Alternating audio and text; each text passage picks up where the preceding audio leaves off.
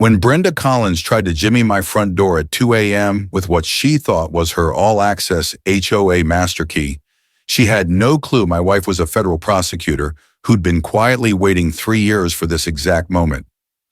I could hear the faint scrape of metal on metal as Brenda fumbled with her illegally duplicated key in my lock, her cheap flashlight beam jittering across my windows like a bargain bin burglar. She was muttering to herself about HOA authority in mandatory property inspections. At 2 in the morning. Meanwhile, my wife Emily was already on the phone with 911. Her voice as calm and hard as steel as she said, "This is Assistant U.S. Attorney Emily Carter, reporting an attempted unlawful entry in progress. The suspect is trespassing on federally protected property." Brenda's frantic voice carried through the night. "This is HOA business. I'm authorized to be here." Emily's response was ice cold. "Ma'am, you're committing a federal offense. Do not move." Now, what would you do if your HOA president showed up trying to break into your house in the middle of the night? Drop a comment telling me where you're watching from. I want to know how many of you have dealt with power-drunk HOA queens like this. But let me rewind and explain how we ended up here. Because this whole mess really started 3 years earlier with the sharp scent of pine sap and the sound of my grandfather's old pickup crunching up our gravel driveway for the very last time. I'm Noah, a 34-year-old disabled veteran who inherited my granddad's 40-acre ranch in what used to be the middle of nowhere. Key phrase there, used to be. When Grandpa bought this land back in 1987, the nearest neighbor was 5 miles off. Now there are identical McMansions popping up like weeds, and somehow our place got swept into something called the Pinewood Falls Homeowners Association. My wife Emily is a federal prosecutor who focuses on civil rights cases.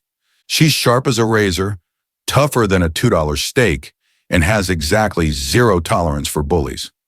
We met at a VA hospital. She was there digging into healthcare fraud, and I was trying to figure out how to live with chronic pain after an IED blast rearranged my spine in ways the original blueprint definitely didn't call for.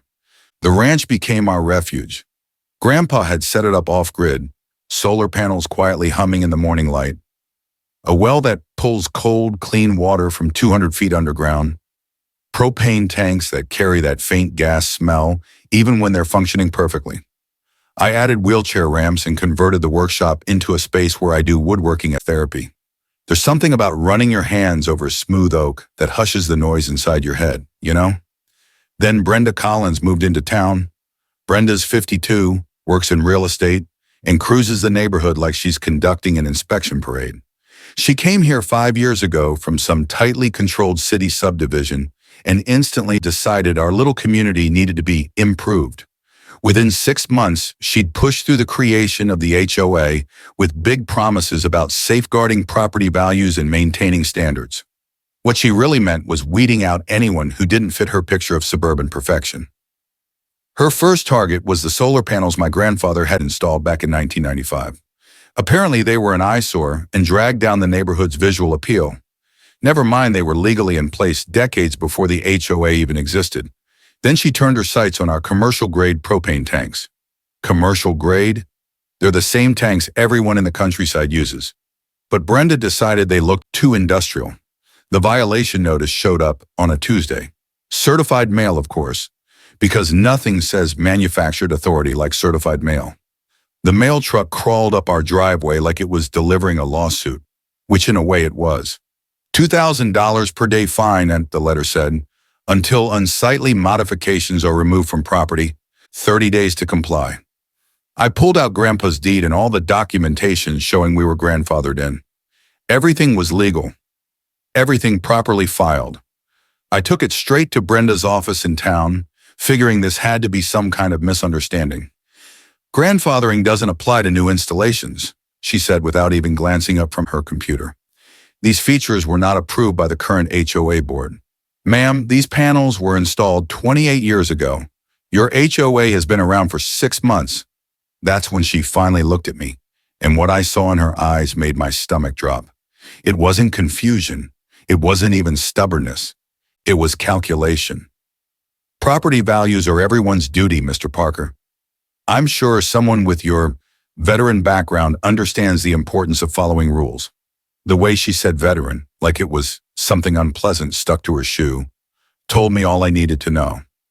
This wasn't about solar panels or propane tanks. This was about her deciding who belonged in her neighborhood and who didn't. Emily was in her home office when I got back, going through case files. I handed her the violation notice, and I watched her knuckles go pale as she gripped the page. "Sweetheart," she said, her prosecutor voice sliding into place. "I think Brenda Collins just made herself a very expensive mistake." Brenda's next move landed exactly a week later. Another certified letter, another rumble of the mail truck up our driveway. This time the envelope was thicker. Mandatory interior inspection notice screamed in bold across the top. According to Brenda's letter, an anonymous neighbor had reported possible health and safety issues inside our cabin.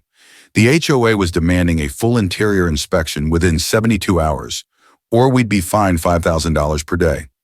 Emily read the letter twice, then set it down with the kind of careful precision she usually reserves for handling evidence in federal court. "Noah, this is a Fourth Amendment violation, gift-wrapped," she said. "HOA covenants control outside property use, not the inside of your home. She has absolutely no legal authority to force her way into our living room. But bullies count on you not knowing that."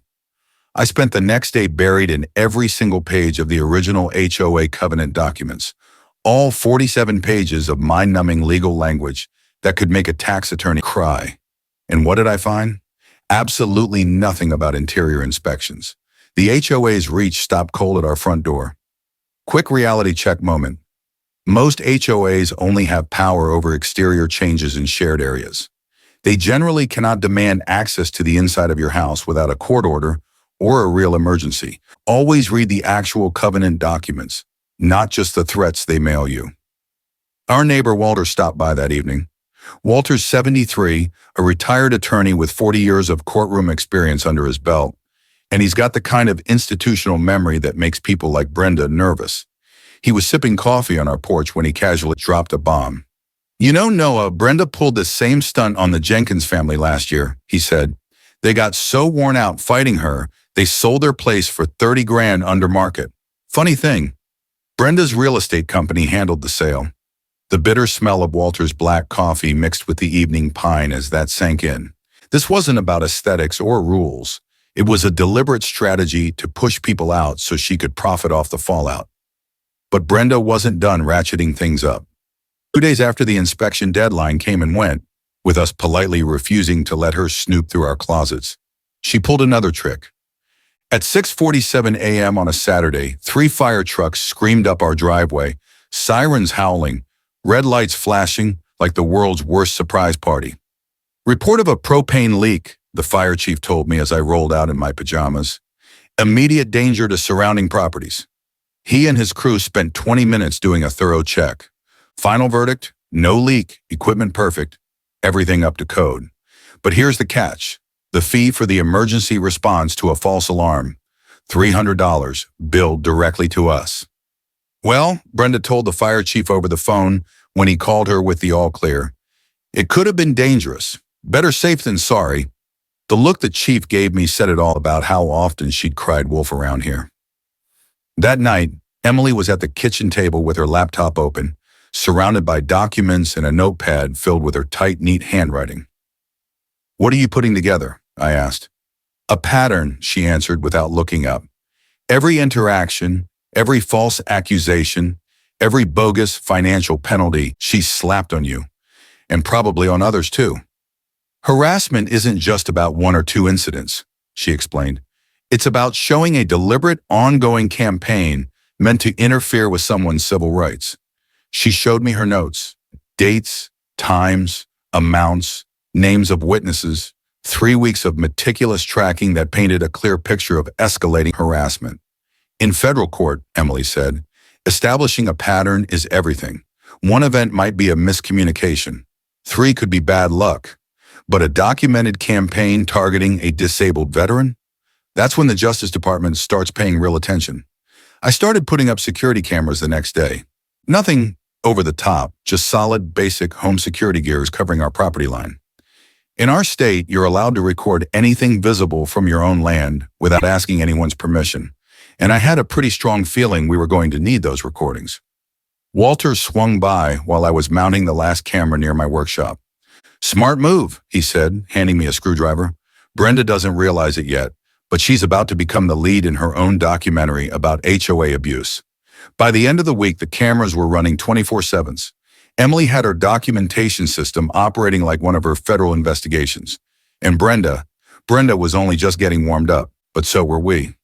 The next escalation hit on a Tuesday morning, and I woke to the unmistakable reek of diesel fuel in a place it absolutely didn't belong floating across the top of our well water. Emily was already awake, standing in the kitchen holding a glass of what should have been crystal clear drinking water, now shimmering with an oily rainbow film that caught the morning light in a twisted, sickening way. Someone contaminated our well, she said, her prosecutor voice slicing through the quiet morning like a scalpel. By noon, we understood the full extent of the sabotage. Our propane lines had been damaged during what was clearly deliberate landscaping. The power cables leading to our solar array had been cut cleanly with something much sharper than gardening tools. And the diesel stench? Someone had dumped at least 5 gallons straight into the well housing. All of this happened during the 48 hours we'd been visiting Emily's parents in the city. No witnesses, no obvious fingerprints, just thousands of dollars in destruction and the very real threat that our water supply was ruined. But here's what Brenda hadn't expected.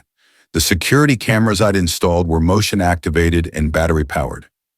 Even with the power severed, they didn't stop recording. The footage was crystal clear.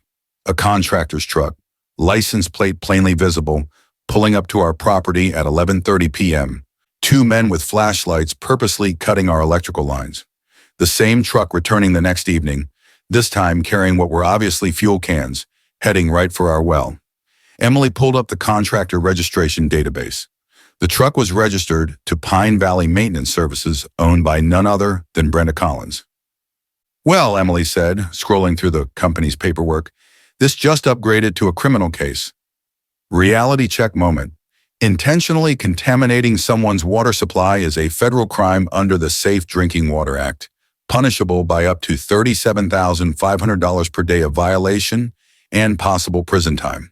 It doesn't matter if the contaminant is diesel fuel or whether the act was accidental. Polluting another person's drinking water is extremely serious. Within an hour of Emily's phone call, Walter arrived and he brought reinforcements. Turns out, when you've practiced law in a small town for 4 decades, you know a lot of people. People like the county environmental inspector, the state water quality specialist, and an investigator from the EPA's Criminal Enforcement Division who seemed extremely interested. By Thursday morning, our ranch looked like the set of a forensic crime show. They were taking water samples, soil samples, detailed photographs, and documenting everything while more federal agents than I'd ever seen in one place swarmed the property. The diesel contamination was confirmed, the source identified, and Brenda's contractor was now on the hook for charges that could land him in prison. But Brenda wasn't backing down. If anything, the federal scrutiny seemed to make her double down. That weekend, she called an emergency HOA meeting. The agenda, a special assessment of $15,000 per household for critical infrastructure upgrades to prevent environmental hazards in the neighborhood. $15,000 per home, due in 30 days. The meeting took place in the community center, and the tension was thick enough to cut. Folding chairs creaked under nervous residents. The acrid smell of burnt coffee hung in the air, and Brenda stood at the front with a flashy PowerPoint presentation that felt like a timeshare pitch. Recent events show the urgent need for infrastructure modernization, she announced to roughly 40 homeowners. This assessment will ensure every property meets essential safety requirements. What she never said was that most folks in the room were retirees on fixed incomes, people who absolutely could not cough up $15,000 without facing foreclosure. Maria, who runs the local diner and has lived here 20 years, raised her hand. Brenda, I can't afford $15,000. Most of us can't. What happens if we can't pay? Brenda smiled with predator smoothness. The HOA would be forced to place liens on non-compliant properties for the community's safety. That's when Walter stood. At 73, he doesn't move fast, but when he speaks, the room listens. I've reviewed the bylaws, he said. A special assessment like this requires a 2/3 majority vote from all property owners, not just those present. We don't have enough here to make that decision. Brenda's face moved through multiple shades of irritation. The board has emergency authority. No, Walter interrupted. The board has emergency authority for actual emergencies. Trying to extort $15,000 from your neighbors is not an emergency. It's racketeering. The room fell silent except for the buzz of the overhead lights. Emily leaned close to me and whispered, "She's not just harassing us anymore, Noah. This is a protection racket." That's when the full picture clicked into place. Brenda wasn't trying to force compliance. She was trying to force people out so she could buy their homes cheap and flip them to developers. This wasn't about maintaining property values. This was about profiting from property theft. Her retaliation against Walter's challenge came fast and ugly. Within 48 hours, she'd filed 3 separate police reports claiming I was threatening neighbors and stockpiling illegal weapons. The first welfare check happened on a Wednesday afternoon. 2 deputies knocked with that extra careful politeness cops use when they're unsure if a situation is dangerous or just nonsense. "Sir, we received reports of threatening behavior and potential weapons violations," said Deputy Lewis, glancing down at his notes. Anonymous caller expressed concern about a dangerous veteran in the area. I immediately invited them in. Nothing proves innocence like opening your doors wide. They surveyed my adapted workshop, my therapy equipment, my 2 legally stored and registered hunting rifles. "This is embarrassing," Deputy Harper said after their inspection. "Whoever called this in either doesn't understand what constitutes a threat or is deliberately wasting our time." The second welfare check came 3 days later. Different officers, same bogus anonymous tip, same outcome. By the third visit, the deputies were visibly irritated. "Mr. Parker," Deputy Lewis told me, "we're documenting these as harassment. Someone is using emergency services to intimidate you, and that's a crime." But Brenda wasn't done. She took her crusade online, posting vague warnings about dangerous individuals and disturbing behavior in the neighborhood. She never named me, but she didn't have to. Everyone knew who she meant. Emily captured every post timestamps, screenshots, comments, everything, adding them to her growing documentation like a seasoned investigator. Then Brenda played her most despicable card yet. The letter arrived on a Friday. Naturally, bullies love wrecking weekends. It was a cease and desist from Collins Legal Services, claiming I was harassing her and threatening criminal charges unless I stopped my campaign of intimidation. The letter even implied my disability benefits might be jeopardized if charges were filed.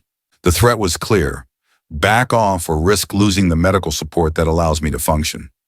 Emily read the letter once, set it down, and did something I'd only seen a couple of times. She smiled, but not pleasantly. It was the smile of someone who knows exactly how badly the other side just messed up. "Noah," she said, picking up her phone, "Brenda just committed a federal offense." Legal fact moment. Threatening someone's disability benefits as retaliation violates the Americans with Disabilities Act and can result in federal civil rights charges.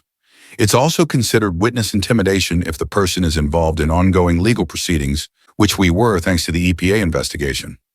The timing couldn't have been more fitting.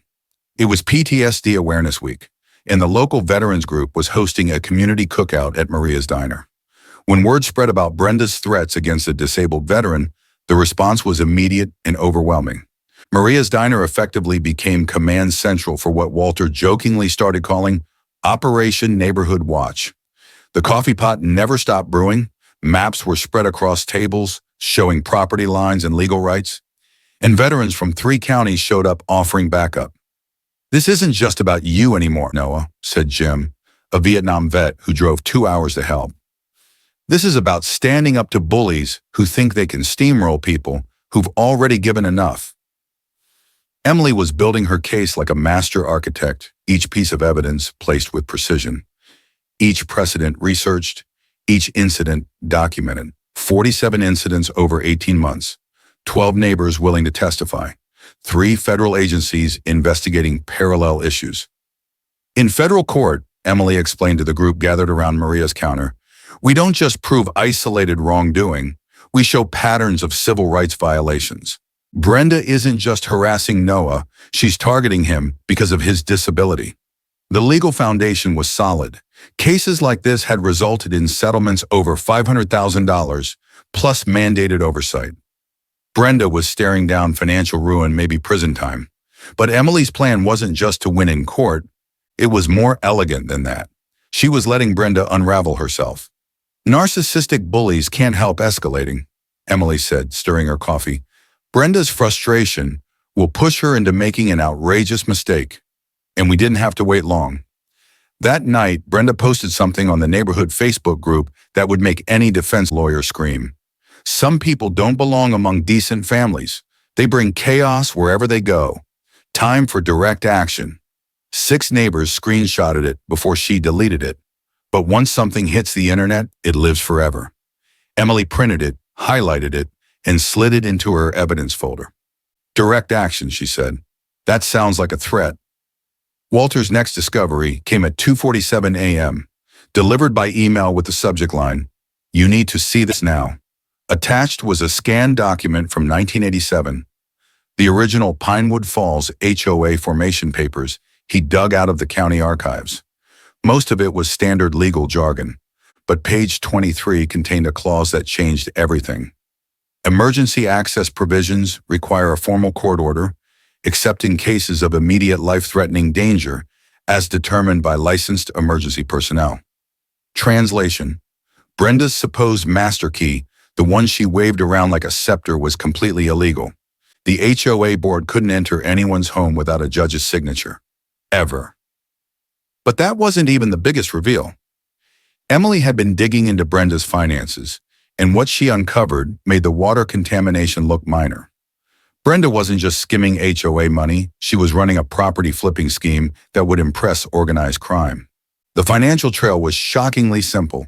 HOA fees funneled into shell companies Brenda controlled, those companies buying homes from owners she'd harassed into selling cheap, and then flipping those homes to developers for massive profit. Total unreported income over 3 years, $340,000. The IRS is going to adore this, Emily said, highlighting numbers on her screen. Tax evasion at this level isn't a civil penalty, it's prison time. But Brenda's trouble went even deeper. Emily's forensic accounting revealed that Brenda was drowning in debt from real estate investments gone wrong. She owed $340,000, and her development partner wanted repayment in 60 days. Translation: Brenda needed at least 5 more forced property sales to avoid bankruptcy. Then the second revelation hit. Walter, during small talk at the hardware store, learned that Brenda had been trying to get keys, copied dozens of them. She'd brought in a ring of about 12 keys claiming they were for HOA maintenance access. Harold, who runs the shop, refused without written permission from the property owners. But she eventually found another hardware store 2 towns over where nobody questioned her. Emily's eyes lit up when Walter relayed the story. She's been planning this for months, Noah. The harassment, the financial pressure, the illegal key copying, all of it has been leading to her final move. And the best part? Brenda had no idea we knew any of this. She thought she was dealing with a worn-down veteran and a busy prosecutor who didn't have time for neighborhood drama. She couldn't have been more wrong. Maria's Diner became headquarters after closing hours. The kind of place where the smell of fresh coffee mixed with the lingering scent of meatloaf and apple pie.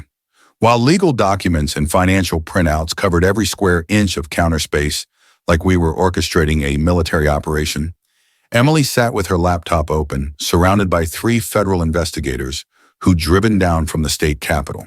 Walter coordinated with his network of retired lawyers, and Maria handled communications through an encrypted group chat that now included 47 neighbors. My job was making sure our surveillance equipment captured everything we needed when not if Brenda made her final reckless move.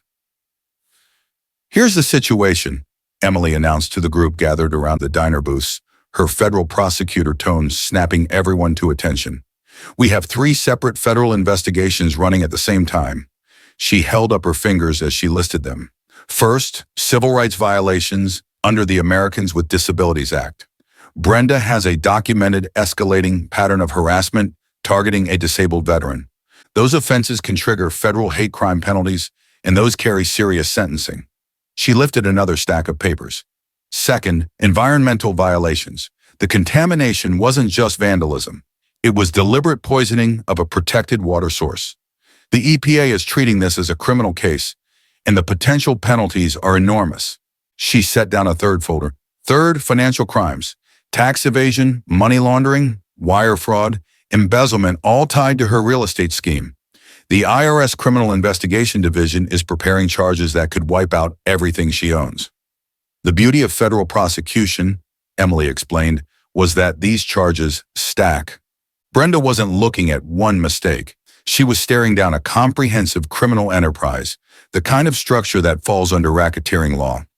Walter spread a long timeline across 2 diner tables, each major incident marked with a red pin. Coordination is the key, he said, adjusting his glasses. We continue letting Brenda push the boundaries. She's unraveling herself. When she finally makes her biggest mistake, and every agency will be ready. Legal knowledge moment. RICO laws were designed for organized crime, but they apply to anyone running a pattern of connected criminal acts. If someone commits multiple related offenses as part of a scheme, federal prosecutors can treat it as racketeering, with far harsher penalties than single charges. My role was strengthening our camera network. I upgraded the system with night vision cameras, motion sensors, and audio capture equipment good enough to make a surveillance tech jealous. Every angle of our property was covered. Everything backed up to multiple cloud servers Brenda couldn't touch. Maria converted her diner into a communications hub. The encrypted group chat meant that anything unusual was instantly reported by multiple neighbors. She even organized a legal defense fund, with residents contributing to ensure we could fight indefinitely. The neighborhood response has been incredible, Maria said, reading updates on her phone.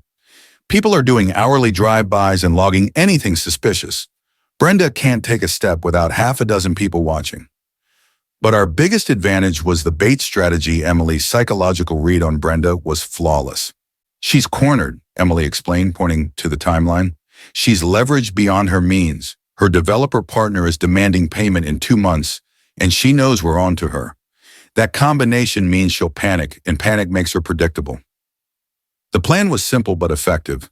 Leave the cabin appearing unwatched during times Brenda usually patrolled, particularly Tuesday and Thursday evenings.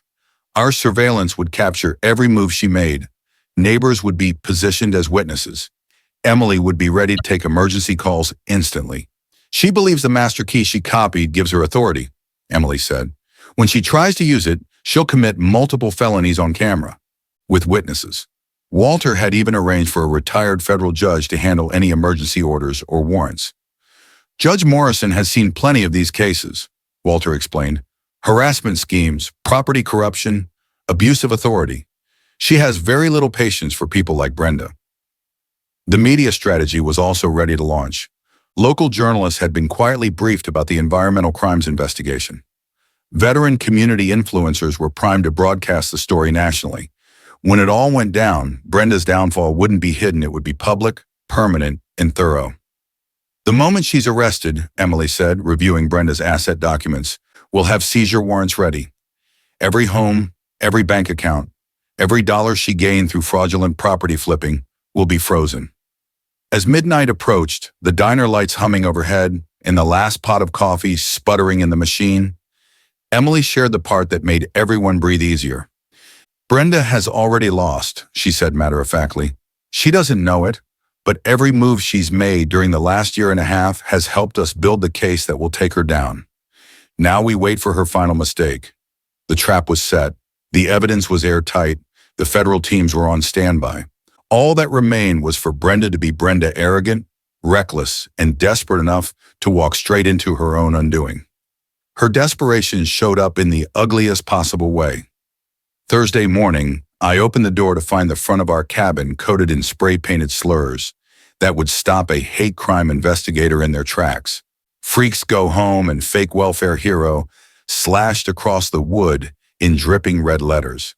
But the worst part wasn't the pain, it was the dead possum deliberately placed on our porch like some twisted calling card. The moment I cracked the door, the rank, sweet stench of decay hit me so hard I gagged. Emily's reaction was immediate and ice-cold professional.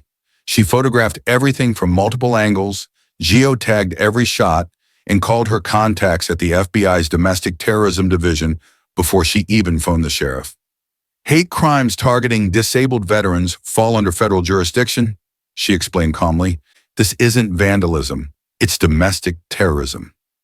Our upgraded cameras had captured every second in pristine 4K Brenda's contractor truck, rolling up at 3:17 a.m., two figures in dark jackets calmly defacing our property.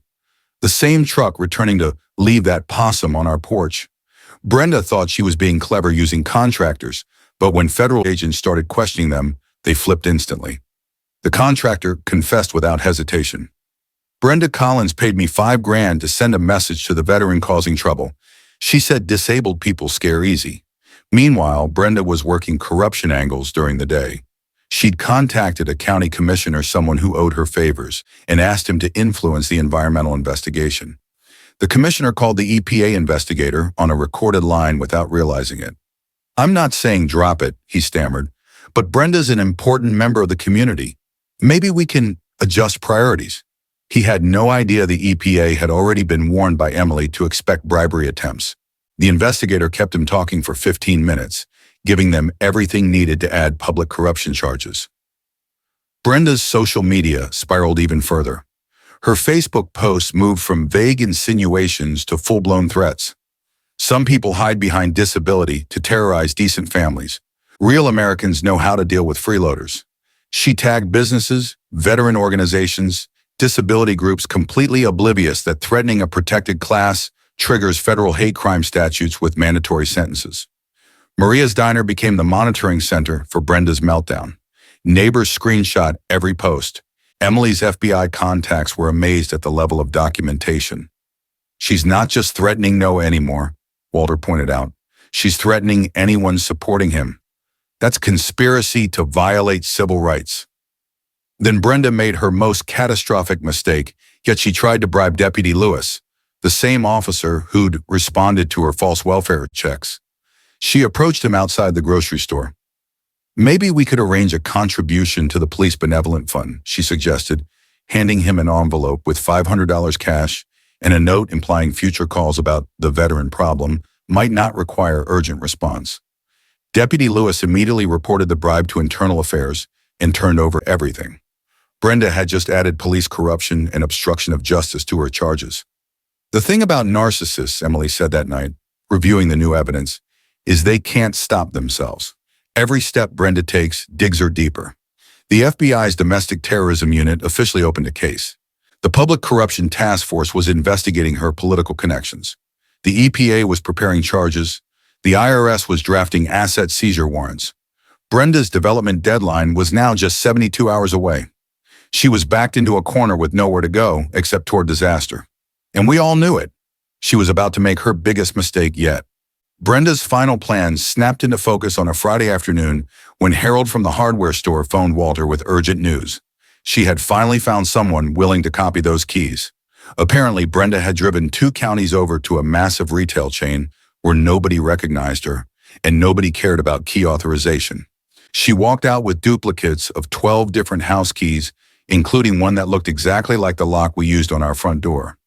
She told the kid they were for emergency HOA maintenance, Harold reported. "Paid cash, no questions asked." Emily's reaction was immediate and razor sharp. "Perfect," she said. "Now we have proof of premeditation." Over the next 2 days, Brenda conducted surveillance on our property like she was preparing for a coordinated assault. Our cameras captured her driving by at irregular intervals, slowing down to study the house, watching our comings and goings. The faint smell of burning oil from her neglected SUV lingered in the air after each pass. You could practically smell the desperation rolling off her. Tuesday night, she performed her first dry run.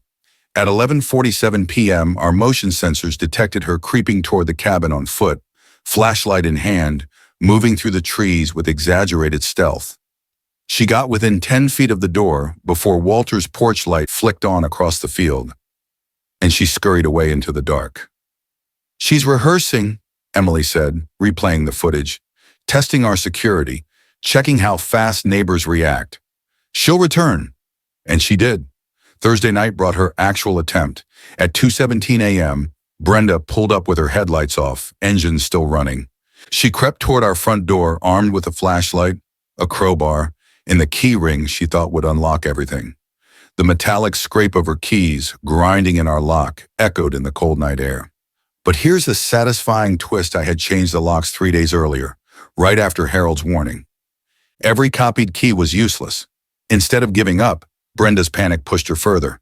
She moved to the bathroom window and jammed her crowbar under the frame. Then the bedroom window. Each attempt louder and clumsier than the last, waking half the neighborhood. That's when Emily made the call that brought the entire situation to a crashing end. 911, what's your emergency? The dispatcher asked. This is Assistant U.S. Attorney Emily Carter at 47 Pine Ridge Road, she said, her voice completely calm. I'm reporting an active attempted break-in. The suspect is equipped with burglary tools and is currently trying to breach my home. I need immediate response from county sheriff, state police, and federal agents. This is part of an ongoing federal investigation. Ma'am, are you in immediate danger? The dispatcher asked. Negative, Emily answered. I'm armed, trained, and have visual on the suspect. I just need officers on scene. Outside, Brenda was completely unraveling, shining her flashlight wildly, muttering to herself about HOA rights, complaining about non-compliant homeowners, resisting inspections, all while committing a stack of felonies.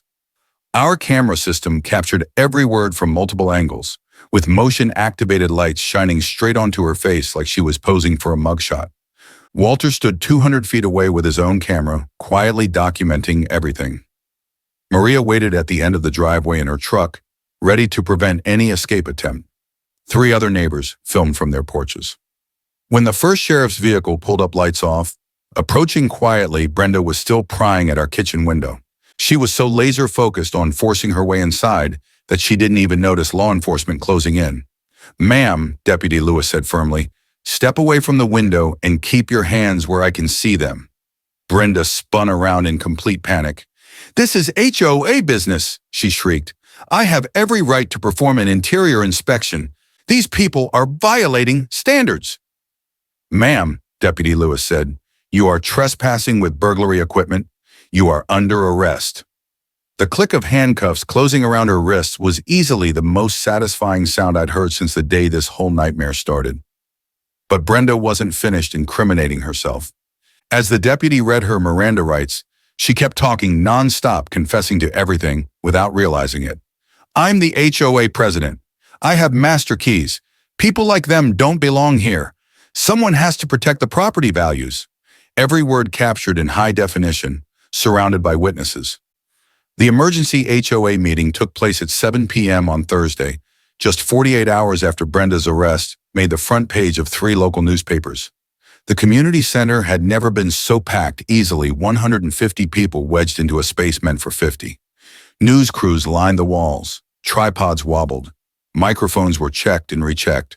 The air smelled like nervous sweat, stale coffee, and overheated carpet. The local news stations had cameras positioned at multiple angles. Someone was live streaming the entire thing to Facebook for residents who couldn't squeeze inside. Brenda arrived 20 minutes late, having posted a $50,000 bail using assets that were about to be frozen by federal warrants. She looked like she'd been dragged through a storm, rumpled clothes, wild-eyed panic, hair thrown together in a hasty knot. Her public defender, a worn-out man in an ill-fitting suit, kept whispering frantic advice she clearly ignored. When Tom, unanimously appointed interim HOA president, called the meeting to order, the room fell into a tense hush. We are gathered, he announced, to address the sustained harassment, criminal actions, and financial fraud carried out by the former HOA president. The word former hit Brenda like a slap. She exploded to her feet. You people don't understand what I've done for this neighborhood. I've upheld standards. I've protected you from multiple federal crimes, Emily interrupted, rising from her seat with a folder so thick it looked like it had its own gravitational pull. Ladies and gentlemen, she said, projecting her voice, my name is Assistant U.S. Attorney Emily Carter. I'm here in my official capacity to inform you of the charges being prepared. Everyone fell silent. The reporters leaned forward. The cameras zoomed in. Emily started listing charges one by one: civil rights violations against a disabled veteran, environmental destruction, tax evasion, embezzlement, racketeering. Each accusation hit Brenda like a wave. Her face shifted from shock to rage to fear and back again. The evidence includes 127 hours of recorded footage, Emily continued, 47 documented incidents, multiple witness statements, and financial records showing $340,000 in unreported income tied to a real estate manipulation scheme. Maria stood up. Brenda, you tried to scare people out of their homes. You poisoned a neighbor's water. You targeted a veteran. Shame on you. The crowd murmured with building anger. But Brenda, in perfect self-destructive form, chose that moment to unleash her final public meltdown. She pointed at me. He doesn't belong here, she screamed. People like him lower property values. You're all going to regret siding with freeloaders and… The room went dead silent. You could feel the air freeze. Emily slowly lifted her phone. Ladies and gentlemen, she said, the defendant has just made a public, recorded confession to disability-based hate crimes in front of 150 witnesses. That will be Exhibit A. Brenda's public defender put his face in his hands. Deputy Lewis stepped forward. Ms. Collins, you are under arrest for violating your restraining order, making terroristic threats, and additional civil rights violations. As they handcuffed her again, Brenda shrieked, Your property values will crash without me. The crowd erupted into applause so loud it rattled the windows.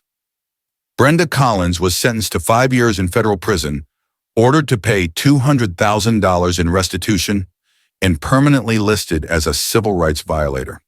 Honestly, her downfall was sealed the moment she opened her mouth on camera at that HOA meeting, but the real victory wasn't in seeing her hauled away. The true win came afterward, in what our community built from the wreckage she left behind. The HOA was dissolved that same night by an emergency vote. Nobody hesitated. Nobody protested. Everyone in that overcrowded room was ready to be done with the constant fear, fines, and intimidation. In its place, we created a voluntary neighborhood association focused not on punishment, but on cooperation. Walter was unanimously elected president, and his first official act was establishing a victim assistance fund using the assets federal agents seized from Brenda's various shell companies. In an ironic twist, property values actually went up.